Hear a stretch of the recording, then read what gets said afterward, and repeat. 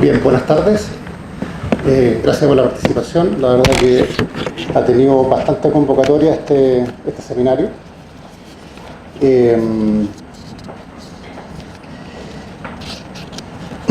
Mi nombre es Raúl Campos y soy presidente del subcomité BIM del Colegio de Ingenieros. Quisiera empezar con una pequeña reseña del subcomité. Fue conformado en abril 2018 al alero del Consejo de Especialidad de Ingeniería Civil, presidida actualmente por don Manuel Ruz. Quisiera extender también un especial agradecimiento a don Miguel Robert, presidente en su momento de la especialidad, y que no dudó en apoyar esta iniciativa de creación del subcomité de BIM. Actualmente el subcomité de BIM lo conforman 4 miembros colegiados: don Álvaro Castro, quien se desempeña como ingeniero civil estructural en el Servicio Metropolitano, actualmente consejero de la especialidad Ingeniería Civil y vicepresidente del subcomité BIM. Don Manuel Núñez, ingeniero civil, se desempeña como jefe de proyectos, así como en la coordinación BIM en la empresa René Lagos Ingenieros. Don Magno Meri, ingeniero civil, jefe de especialidad civil estructural y gerente de ingeniería de proyectos industriales, mineros de infraestructura pública, inmobiliarios y de obras públicas en la empresa WSP. Y Raúl Campos, gerente general de la consultora RCB Ingeniería. De alguna u otra forma, los 4 integrantes representan en general la visión de diferentes áreas de ingeniería. Estamos representados en general el área inmobiliaria, el área minera industrial, el área pública y también un área específica que es pública pero que se llama infraestructura vial, la cual se diferencia un poco del resto de las construcciones públicas. La idea del comité ha sido justamente reflejar una visión amplia del área de proyectos, de la forma de poder identificar y avanzar en cuál es la visión, cuál es la aplicación de la metodología BIM en cada una de estas áreas, que es distinta. No es lo mismo hacer BIM en cualquiera de estas áreas. La misión que hemos planteado en el subcomité ha sido la difusión de la metodología BIM mediante proyectos concretos en ejecución, tanto en la etapa de proyecto, de construcción como operación. Hoy día estamos en la etapa de proyecto de construcción y ya pasaremos en el futuro a la etapa de BIM de operación. También promover el Open BIM mediante su principal herramienta, que es el IFC, que ya en posteriores seminarios vamos a conversar del tema. Y promover también la incorporación de la metodología BIM como parte del currículum en ingeniería civil, en las instituciones de educación superior. Ese ha sido un objetivo también del comité. También quiero mencionar las actividades que actualmente desarrolla su comité BIM, básicamente 2 importantes. Participamos en el Plan BIM de Corfo, en el cual Manuel Núñez es nuestro representante. Y el objetivo principal es establecer de alguna forma las bases técnicas para que los privados puedan prestarle servicio al Estado y los proyectos públicos a través de la metodología BIM. También participamos en el comité espejo del INN ISO BIM. Ambos partieron en marzo de este año, y en el caso del INN obviamente que el objetivo es generar normativa al respecto para regular todo lo que es la metodología BIM aplicado a nivel nacional. Comento que este seminario está siendo grabado en video en 4K y va a ser compartido a través de la página web, entiendo, de Microgeo, que es quien está haciendo la grabación, pero también vamos a hacer la grabación, vamos a compartir el video a través del Colegio de Ingenieros, para que ustedes tengan acceso y también lo puedan difundir. Igualmente, las presentaciones que se realizan ahora también van a ser subidas a la página web del Colegio de Ingenieros, en formato PDF, para que la puedan bajar y difundir. Y sin más, iniciamos la presentación de don Sergio Fabio. Él es arquitecto con un máster en BIM y diseño integrado de la Universidad de Barcelona. Realiza además actividad de docencia en Revit y Navisworks. Actualmente se desempeña como BIM Manager del proyecto Nuevo Budahuel, proyecto al cual versará su exposición. Fabio. Digamos, que me conociera un poco. Soy arquitecto, como dijo Raúl, hace 12 años ya, 2006. Me he desempeñado como arquitecto BIM muchas veces en arquitectura hospitalaria de recintos que son desde 40.000 metros cuadrados hacia arriba. He sido coordinador BIM en empresas de inspección técnica, he sido jefe de proyectos BIM en empresas de inspección técnica también.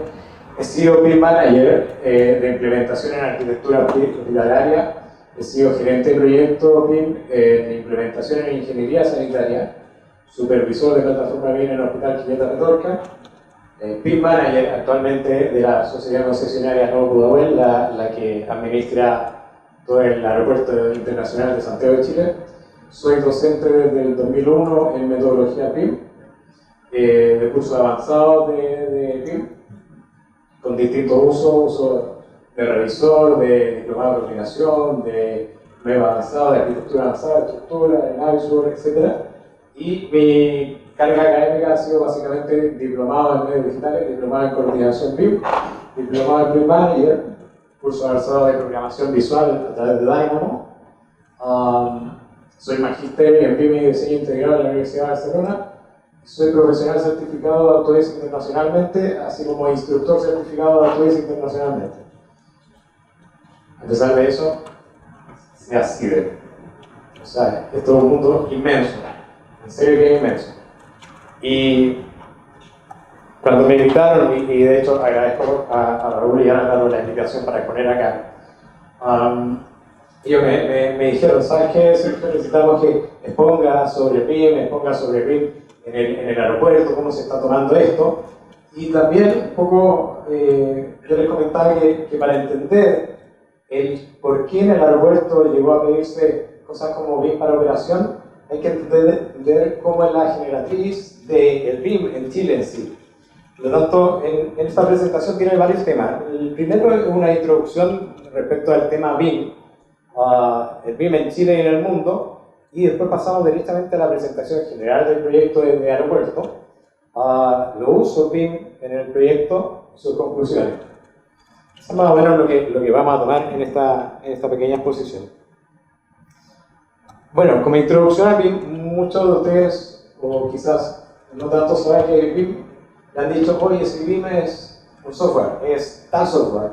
BIM es 3D. Muchas veces yo hago clases hace harto tiempo, entonces me dicen, oye, yo pensaba que BIM era un 3D y nada más. La verdad es que BIM es varias cosas.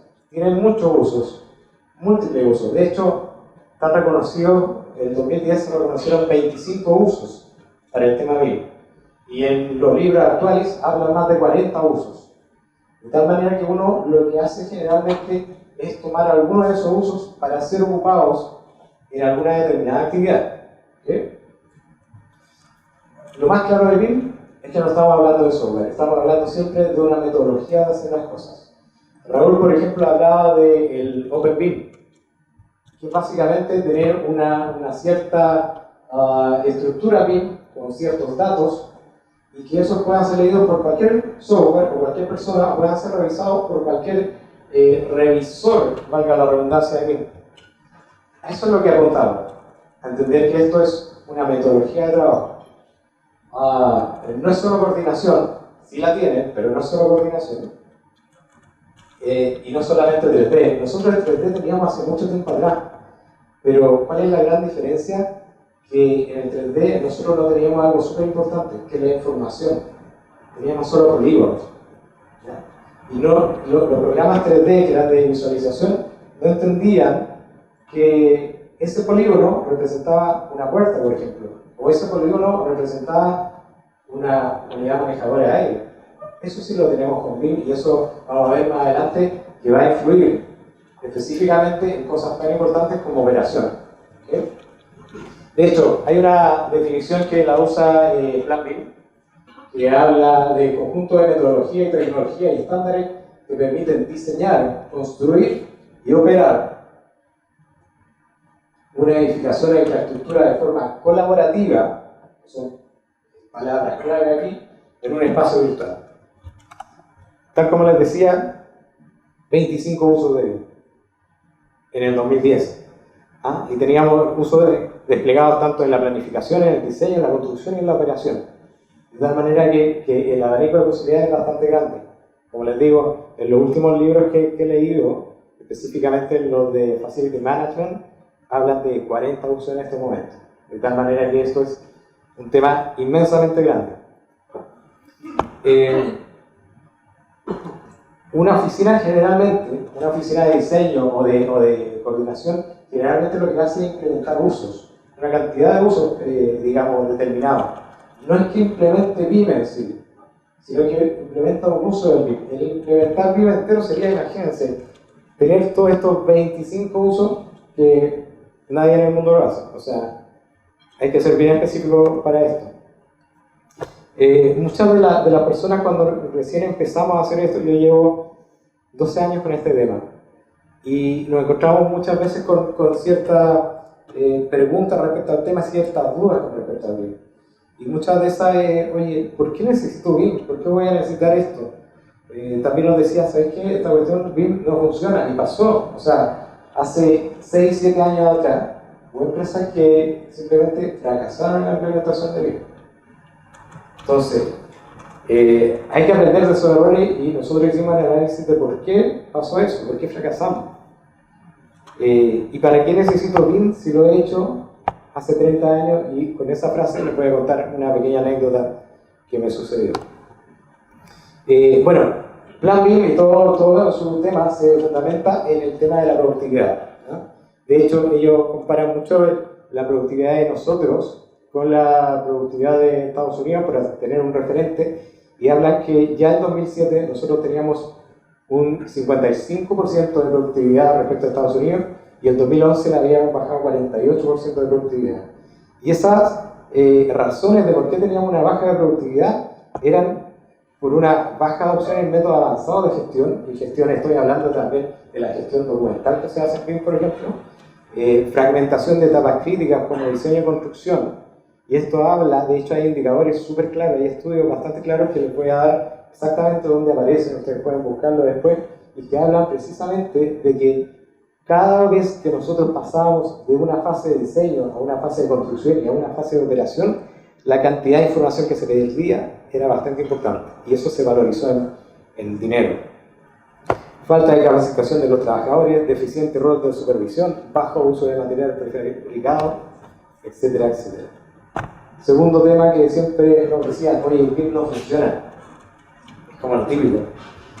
Y las razones que nosotros encontramos es que siempre se creía que esto era, oye, era un out of the box, o sea, llegaba la caja del software, tenía que abrirla y esto funcionaba perfecto.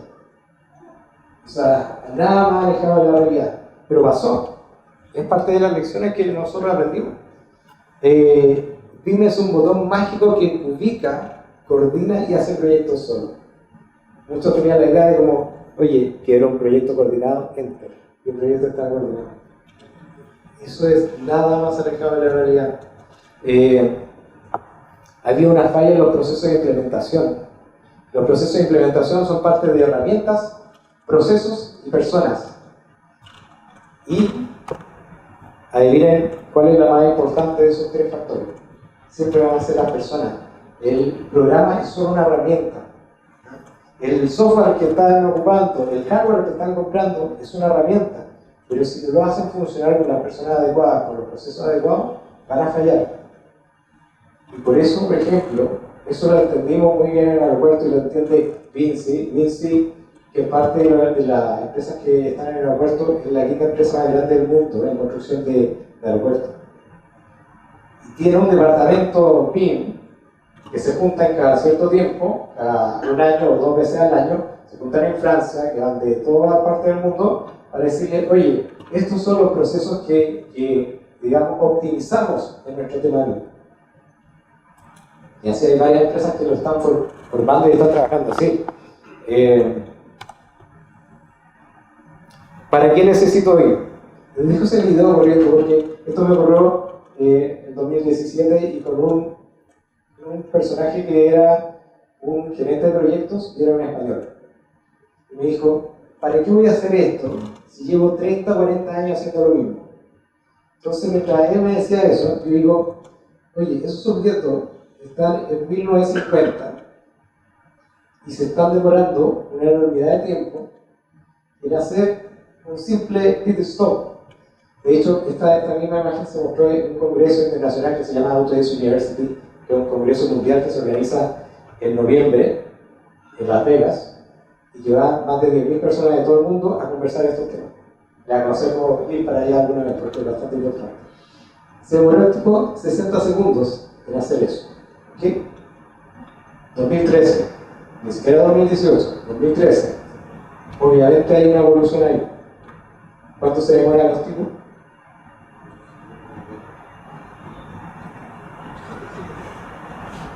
¿Acaso a ellos se les pasó por la mente decir, oye, voy a hacer lo mismo que estaba haciendo hace 30 años? Entonces, ojo en eso.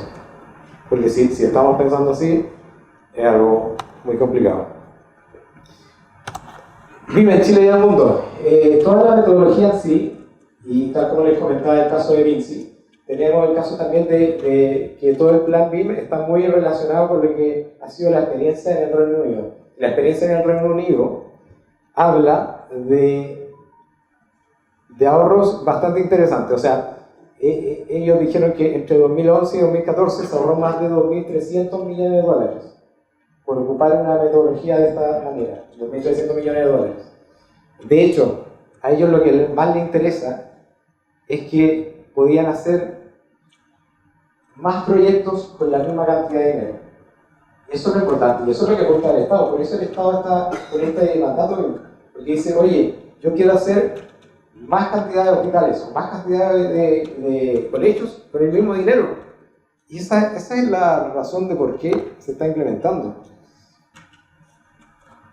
Me tomé también muchas veces decir, oye, BIM si BIM no sirve para nada, no funciona. Todos los cuadritos que ven ahí son mandatos BIM en el mundo. O sea, son obligaciones de usos que se le han dado a las distintas empresas. Entonces, no sé si ven por ahí, pero está Japón, está Alemania, obviamente Estados Unidos tiene todo un tema ahí, tiene Canadá, etcétera, etcétera. Entonces, a mí cuando me decían, oye, si BIM no sirve, esta cuestión no sirve para nada, yo decía, escucha, este personaje tiene que ir a Japón y a Alemania a explicarle que están todos equivocados. Porque esa no es la pregunta que tenemos que hacernos. Esa pregunta de si BIM funcionaba o no, hicimos hace 10 años atrás. La pregunta ahora es distinta. La pregunta es, ¿cuándo hacemos la implementación? ¿Y cuándo hacemos la implementación teniendo una fecha sumamente clara? Tenemos una fecha del 2020 y es una fecha que ya está decretada. De hecho, en Chile, en 2009 empieza a hablarse de BIM. Afortunadamente a mí me tocó cuando estaba en el Ministerio de Salud hacer como, entre comillas, las primeras bases de licitación respecto a BIM, que eran súper escuetas, que no sabíamos muy bien a lo que íbamos, pero sabíamos que teníamos que poner el tema ahí. Después, en 2011, 2012, ya se masificó en todos los hospitales. No sé si le ha tocado trabajar en hospitales, pero ya muchas de las bases de licitación ya están incorporando el tema. 2013-2015 se solicita BIM tanto en la etapa de diseño como en la obra para varios edificios públicos. Ahí ya se entiende que este tema es un tema de todo el ciclo de vida del edificio. Es decir, que no es propio del diseño, que no es propio del anteproyecto, sino que va por toda la duración del edificio. ¿Ya? Y el 2015, que es cuando dicen, oye, ok, aquí vamos con el BIM sí o sí. Dicen, ¿sabes qué? Necesitamos ver el tema de Facility Management, que es básicamente operación y mantención del edificio. ¿Con qué proyecto lo hacemos? No sé si afortunadamente o desafortunadamente dijeron, oye, ¿cuál es el proyecto más grande que tenemos en Chile y más complejo? Ah, parece que es el aeropuerto. Y dijeron, ok, aquí vamos a poner el aeropuerto en la fase de licitación, que es el primer proyecto que se tiene que hacer BIM para la etapa de operación. Algo que nunca se ha hecho en Chile. Nunca. Y desde el 2016 ya hasta mucho tiempo más allá, siempre el gobierno de Chile inicia todo lo que es el mandato BIM, donde se decreta la obligatoriedad para el uso de esta metodología. Y de hecho, esa es la hoja de ruta. Tengan en mente esto. Para las oficinas que todavía no están convencidas del tema, una implementación se va a demorar por lo menos un año. ¿Ya? Estamos a noviembre del 2018. Eso quiere decir que en noviembre del 2019 tendrían una implementación más o menos funcionando. ¿Cuándo dice la hoja de ruta que hay una exigencia BIM para todos los proyectos públicos? 2020. O sea, estamos a la nada. Ojo con eso. Estamos en el límite para decidirnos de hacer esto. Y de hecho, no es una decisión que tomemos nosotros, sino que ya es una obligatoriedad. Simplemente el que no se suba a este carro, le guste o no le guste, va a quedar fuera de una parte del mercado. Eso es lo que sucede. Ok, aquí me paso ya a lo que es el aeropuerto en sí. Tal como les decía anteriormente, el aeropuerto internacional es el proyecto más grande que se está construyendo en Chile en este momento.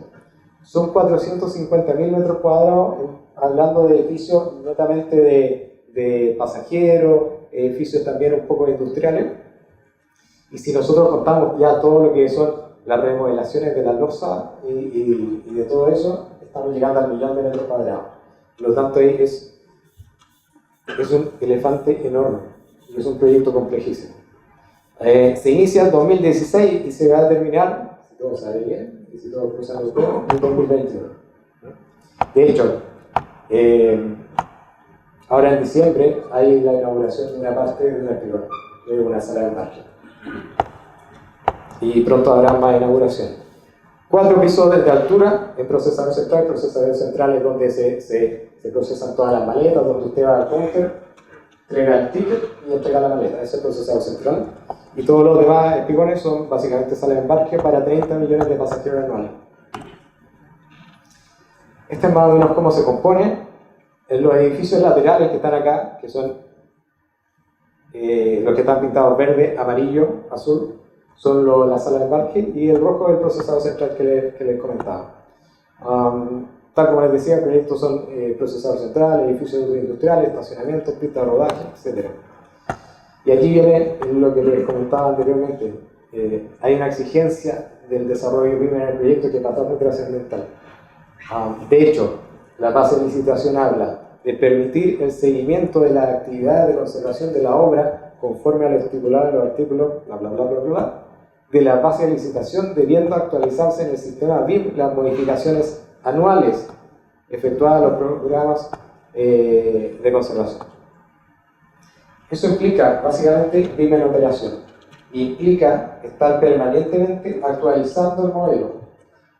En el aeropuerto muchas cosas van cambiando cada año. O sea, tiene un local comercial que está funcionando y a los 6 meses te lo cambian por otro. O necesitas una oficina por cualquier cosa y devuelven una parte y la hacen de nuevo. Entonces es súper importante el tener claro cuáles son las características del terminal, cómo son los activos que tenemos que manejar. Los activos básicamente hablo de elementos mecánicos que hay que hacerles mantención. O sea, un edificio, una casa por ejemplo, es súper relativamente fácil decir, oye, tengo que hacerle mantención al calefón, qué sé yo, una vez al año. Tengo que hacerle mantención al split, una vez al año. Pero si tú te metes en un edificio de 450.000 metros cuadrados donde hay miles y miles de elementos, necesitas organizarlo de alguna manera. Y ahí el desafío que uno lo linkea con link. Porque básicamente lo que hace es rescatar información. Olvídense de que están haciendo diseño solamente. Esto es crear una base de datos. Y eso es lo más importante. Ese es el cambio que tienen que entender. No es la base de datos. El dato es lo más importante. Los usos que están siendo ocupados en estos momentos en el aeropuerto, el BIM para el diseño del proyecto en sí, todos los proyectos se tienen que diseñar en BIM, todos, sin excepción. Todos tienen sus modelos, de hecho. Existe un BIM para coordinación, para efectivamente la empresa constructora, que lo hace y lo va actualizando cada cierto tiempo para ver cómo se está construyendo. Un BIM para As-Built, que es la base de la operación y mantenimiento. A todo esto, hay un tema con los planos ASBIL. Ustedes conocen cómo son los planos ASBIL de acá. ¿Ya? Saben que de fidedigno no son muchos. Y acá es un tema que tenemos que reasegurarnos que las cosas ASBIL sean de la manera que están hechas correctamente. Porque ¿qué es lo que pasa? Si yo no tengo un plano ASBIL, o en este caso un modelo ASBIL bueno, y por ejemplo tengo 40 manejadoras de ubicaciones distintas, eso va a replicar en un error para la fase de operación y mantenimiento y va a costar dinero. Así que ojo con eso, la responsabilidad, sobre todo en el tema BIM, cuando uno comete un error en esta fase de acá, este error se multiplica por lo menos por 5 veces. De tal manera que la responsabilidad de lo que nosotros hacemos es mucho mayor. ¿Por qué el MOB dice, ¿sabes qué? Le interesa hacer BIM para operaciones en el aeropuerto? ¿Por qué lo dice? Porque básicamente se entiende que el tiempo que existe en el edificio va a existir y va a pasar su desarrollo más o menos en un 20% de ese tiempo, y la fase de operación va a ser más o menos 80% del tiempo. Se estima siempre que entre la fase de diseño y construcción y la fase de operación hay un estimado de un 20% de ahorro, el 20% del costo de la construcción en ahorro por el uso de BIM. Eso es lo que estima la gente de Inglaterra, eso es lo que se dijo en el 2016 en el ADE también. ¿Ya? De tal manera que se entiende que como la fase de operación es la fase más dura, es la fase también que más ahorro puede tener. ¿A qué va a atacar el uso de BIM en el proyecto? Va a atacar a los problemas de diseño y construcción a los que apunta BIM, va a atacar a las coordinaciones de especialidades, a la coherencia de los documentos entregados, a la mejora en el flujo de trabajo y a los problemas de operación. Hay problemas de operación que son bastante puntuales. Como les decía, imagínense 30.000 objetos que tienen que inventariar y que tienen que hacer mantención. ¿Cómo los rescato? ¿Cómo los voy detectando? En la manera tradicional, es básicamente ir leyendo plano por plano.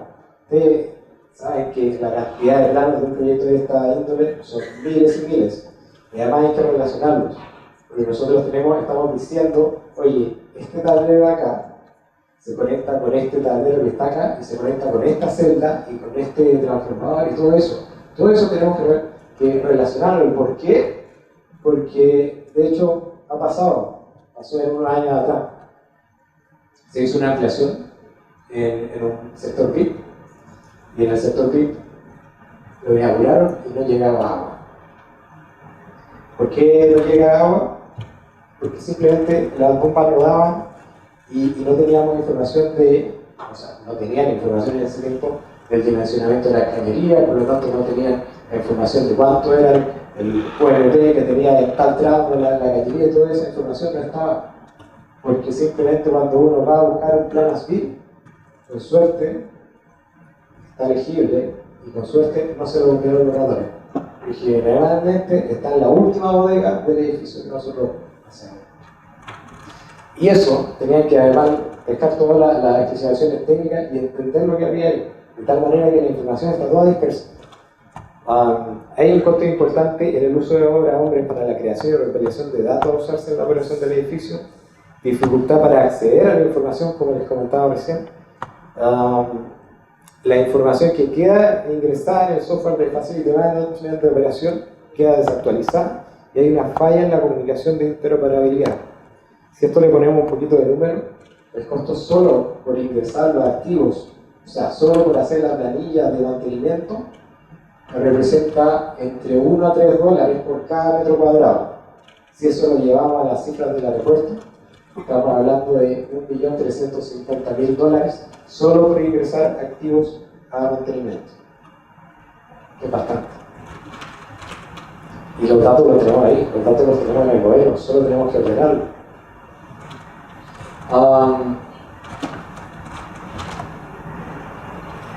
Otra cosa que hablaba esto era de la falla de la comunicación e interoperabilidad entre las distintas fases del proyecto. Ha pasado más de una vez que uno llega a la fase de diseño, a la fase de construcción, y para entender el proyecto es días o a veces meses. Es súper complejo. Esta falla con el tema BIM lo que ha hecho es que cada vez esa curva se va asimilando a la que está arriba. De hecho, en este estudio del National Institute of Standard and Technology, que ese código, de hecho, ustedes lo pueden googlear y se van a encontrar con el estudio en sí, calcula entre que el gasto de diseño, de operación del edificio por validar y permitir que la información esté disponible es de aproximadamente 15.8 billones de dólares en el 2002. O sea, son cifras brutales. Es decir, ustedes googlean ese código y está el informe, lo pueden leer sin ningún problema. Tal como les decía anteriormente, el ahorro que uno quiere conseguir es el 20% del costo de construcción. Como dato, un hospital público está entre los 65-70 UF el metro cuadrado, más o menos. Yo les dije que esto era la primera vez que se hacía en Chile, de operación. De hecho, hay muy poca literatura de esto. La mayoría son estudios y son exposiciones de casos que se han probado en el mundo. Entonces, la primera gran dificultad de nosotros fue, oye, ¿por dónde empezamos? ¿Cómo lo hacemos? Porque en el fondo teníamos que escribir todo de nuevo. Y es ahí donde empezamos. Dijimos, ok, hay que crear la metodología, hay que hacer elecciones de software a utilizar y hay que hacer un desarrollo interdisciplinario. O sea, esto no es de una carrera o de otra. Y eso lo tienen que entender muy bien las universidades también. O sea, lo genial sería que efectivamente el tipo de arquitectura conversara con el proyecto de estructura, el tipo de ingeniería civil, y con el tipo de construcción, y con el proyecto sanitario y todo eso. Eso es como funciona. ¿Se acuerdan de la primera definición que hablaba de lo colaborativo? A eso se refiere. Y tal como les decía anteriormente, y esto lo dicen también los libros, de hecho hay un libro que se llama BIM para Facility Management de la IFMA, de la International Facility Management Association, que tiene como 40 años en el tema, y dice, todo es acerca de datos, todo es una base de datos, y eso es lo que hay que aprovechar. De hecho, uno cuando recibe toda la información dice, ok, todo va acerca de datos, pero la información hay que ordenarla. Y lo primero que uno se pregunta es, ¿qué vamos a incluir en los datos del activo? ¿Qué vamos a incluir en los datos de ese split, de esa manejadora, de esa binaria? Entonces tenemos que incluir datos de ubicación, porque efectivamente nosotros tenemos que decirle al tipo de mantenimiento, oye, esa UMA que falló, que es la UMA 14, se encuentra en el tercer piso, al lado de la sala de oficina 1. Todos esos datos están y pueden sacarse del BIM, si es que se sacan de manera ordenada. Grupo de datos de gestión de activos, grupo de datos de información del fabricante, porque el tipo, ok, cuando te falla algo, ¿qué es lo primero que te preguntan, por ejemplo, cuando uno va a hacer una mantención al auto? Oye, ¿qué modelo es? ¿Qué motor tiene? Ahora preguntan, ¿qué PIN tiene? Ya, toda esa información nosotros la metemos a este software de Facility Management. Planificación, cada cuánto se hacen las mantenciones, eso tiene que estar ahí. Los grupos de datos técnicos del activo, ok, tengo una bomba, ¿qué características tiene esa bomba? ¿Cuántos metros columna de agua tiene? Etcétera, etcétera. Por lo tanto, hay una fase de incorporar toda esa información técnica. Por ejemplo, ahí estamos viendo un ducto que tiene la cantidad de flujo de aire que está pasando por ese ducto en ese momento. Nosotros podemos pinchar en este momento cualquier elemento del modelo BIM y nos entrega esa información. ¿Y por qué vital esa información? Porque si nosotros queremos hacer una expansión, por ejemplo, queremos colocar más baños, tenemos que saber cuál es la capacidad de la cañería en ciertos segmentos para ver si esos baños realmente les va a llegar agua o no. También nosotros hacemos la incorporación de inventario. ¿Qué quiere decir eso? Que estamos colocando, y ya llevamos 1100, 1200 inventarios de cada elemento que está en el aeropuerto, ¿ya? De tal manera que podemos saber exactamente dónde está. Tenemos una organización respecto a eso. tenemos la previsualización en un software de Facility, que es un middleware, que es un software de comunicación, en donde nos dice, oye, este es el dispositivo tanto, estas son las características. Tenemos todo el listado de información de cada uno de los activos que hay. Por ejemplo, si yo le pido al programa que muéstrame toda la cantidad de manejadoras que hay en el primer tanto, me la va a mostrar. Y tenemos algo que es bien bueno, que es la integración lógica de relaciones entre elementos y automatización. Muchas veces yo preguntaba, y esto era también por los planos así, que eran más o menos, ¿sí? Oye,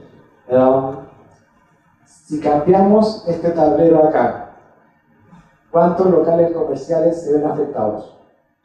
Y la respuesta era, ok, yo lo sé cuando me suena el teléfono y me reclaman que no tienen luz. Esa era la respuesta. Porque básicamente no teníamos claro la fidelidad de los planes azul que teníamos. Entonces, todas esas relaciones las estamos haciendo. También hay una forma, esto se tiene que actualizar constantemente, por lo tanto, hay un flujo, hay reuniones que se están pactando y que se están planificando, que van a ser cada 2 meses, con el equipo de mantenimiento, con el equipo BIM, con los equipos de proyectos nuevos, para mantener siempre actualizada nuestra base de datos. Y no solo eso, sino que siempre hay análisis cada 6 meses del proceso de integración. Nosotros tenemos la primera entrega del edificio ahora en diciembre. Ustedes lo van a poder conocer seguramente si van al aeropuerto, si viajan internacionalmente. Y nosotros, por lo tanto, va a ser la primera vez que nosotros vamos a meter BIM con Facility Management. Pero esa primera vez tenemos lecciones aprendidas. Esas lecciones aprendidas tienen que ser optimizadas para la próxima entrega del edificio, que ahora el próximo año. Y así para todos los edificios que siguen. Esto es una constante mejora. Como conclusiones, para no alargarme demasiado tiempo, BIM en el aeropuerto ayuda al manejo complejo de una instalación coordinando los documentos entre sí. O sea, absolutamente. En estos momentos, como les digo, todos los proyectos del aeropuerto son en BIM y la coordinación se ha mejorado notablemente para lo complejo que es la instalación. El flujo de la información entre las distintas etapas ha sido mucho más claro y el potencial que tiene para operación es gigante. Y lo vamos a ver, yo creo que ya en 2021, cuando lleguemos al último edificio y digamos, oye, esto fue lo que hablamos y esto fue lo que pasó. La cantidad de datos, que es notoriamente superior al manejo tradicional, incorporar procesos de estandarización, y ojo con esto, hay una gran necesidad de estandarización.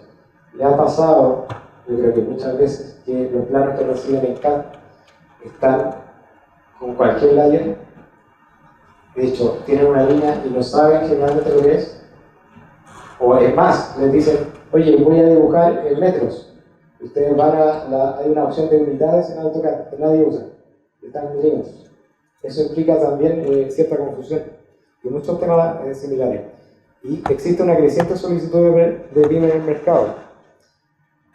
Y el no empezar un proceso de implementación, como les decía, ya en estos momentos que estamos en el límite, nos va a dejar varios participantes afuera. Y tal como lo perdía también, los errores en BIM se pagan caro, se multiplican bastante. Ojo con eso. Muchas gracias. Y